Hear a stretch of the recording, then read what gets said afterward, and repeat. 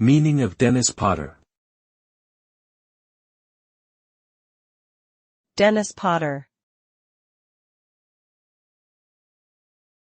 Dennis Potter. Dennis Potter.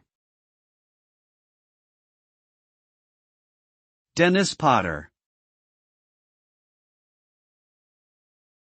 Dennis Potter was a British playwright, screenwriter, and director known for his innovative and experimental approach to storytelling. He was born in 1935 and died in 1994. Potter is best known for his television dramas such as The Singing Detective and Pennies from Heaven, which explored themes of memory, nostalgia, and the impact of popular culture on society.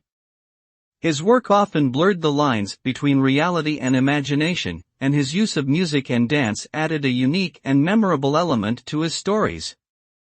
Potentially, he is considered one of the most influential TV dramatists of his time.